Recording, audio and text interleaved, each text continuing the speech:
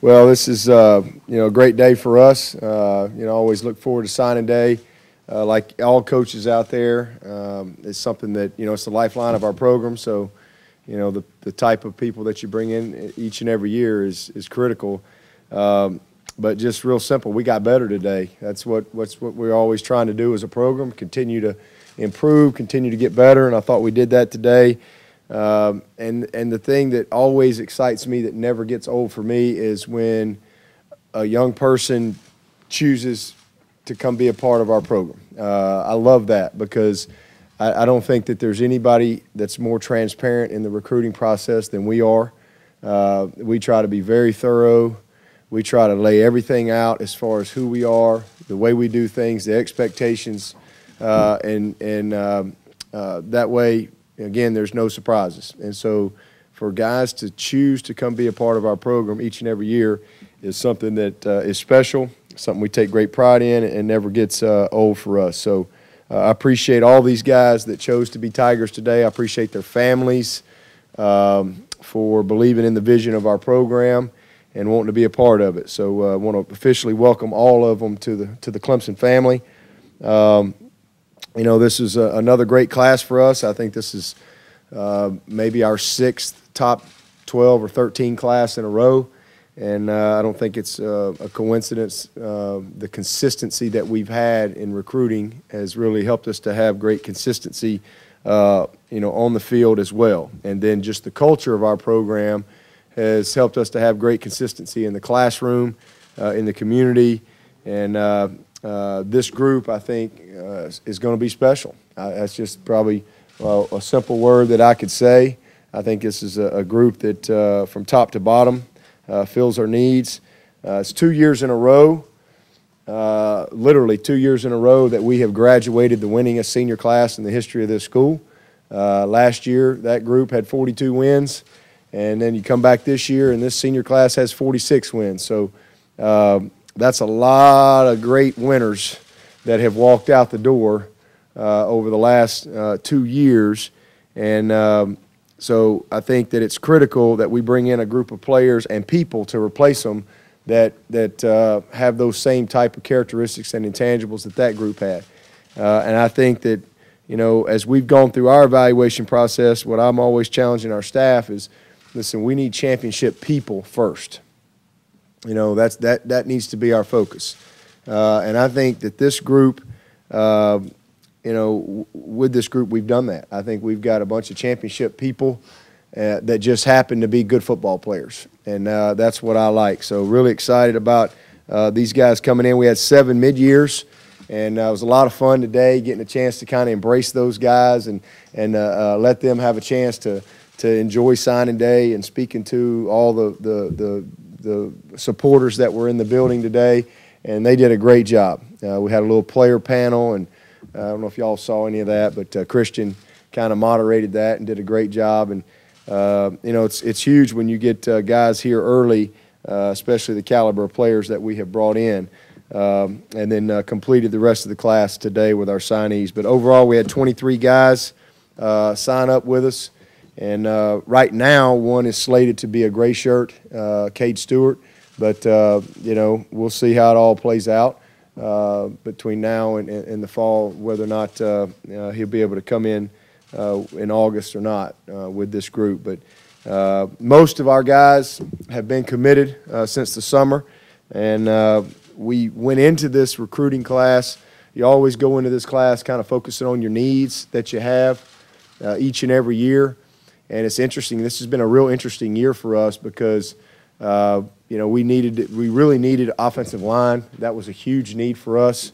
We needed to, make sure that we got a couple of linebackers. Man, we hit a home run with the 3 that we signed. Wide receiver was an area that we needed to pick up multiple players. We got 3 guys. We got our #1 draft picks at quarterback, at running back, at tight end. We got the #1 guys on our board at those positions. And, LaSamuel was a guy that was a holdover from last year that had to get a little bit more work done.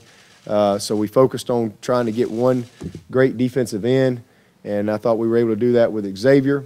And then obviously with Niles and Dexter, we continue to improve in the trenches. But the 4 offensive linemen, 5 counting Cade, I thought really solidified what we were trying to do there.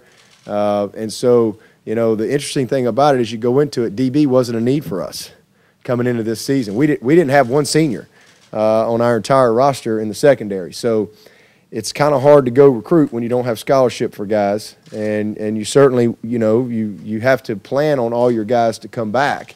Now, we certainly knew that we had some juniors that would probably consider maybe going pro early, but we don't know. And so we found out pretty early about Travis Blanks that he was going to make this his senior year and graduate in December. So we knew about Travis. J-Ron told me literally the week of the national championship game, his decision. And then TJ and Mac didn't make their decision until after the game. So we had to hit the ground running with just really a couple weeks to go get it done in January.